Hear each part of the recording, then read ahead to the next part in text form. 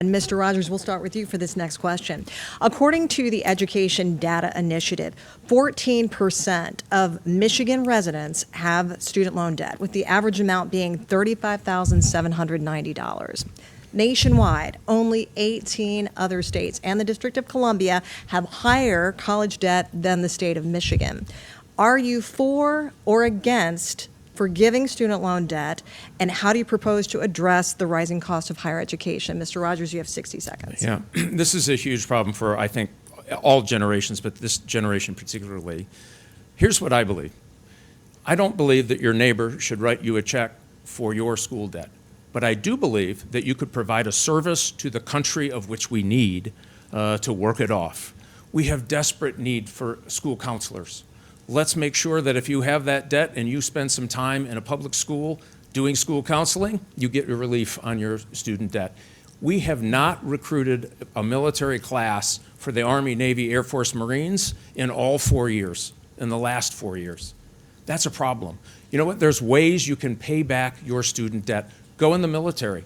It's a magnificent thing. I served as an officer in the Army. There's 4 generations of Rogers that served. My son in the Navy, my wife's family, 4 generations that served. It's a great way to give back. Let's not just do it by giving you a check. Let's find a way that you can give back to your country, and then we can help you in that way. Thank you, Mr. Rogers. Ms. Slotkin, are you for or against forgiving student loan debt, and how do you propose to address the rising cost of higher education? Yeah, look, for this generation, the generation before, people are just living under a mountain of student debt. And even at our great institutions, state institutions, 50 years ago, the state was paying 75% of tuition, student was paying 25%. Now that's completely flipped. Student is paying 75%, state is paying 25%.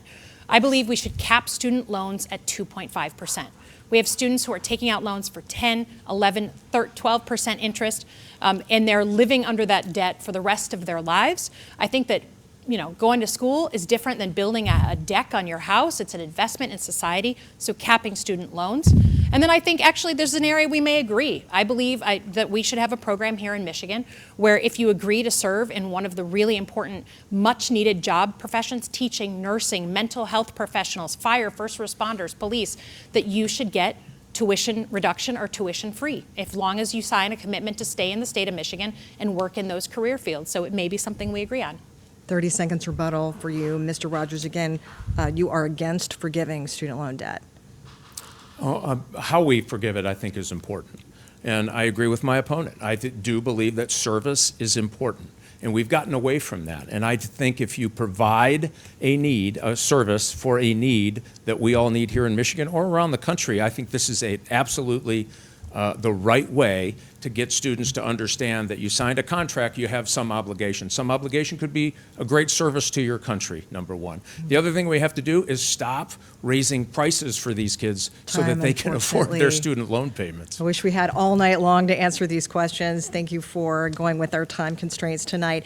And Ms. Slotkin, 30 seconds for you again. You are for forgiving student loan debt. So no, I'm for 2%, 2.5% on all student loans.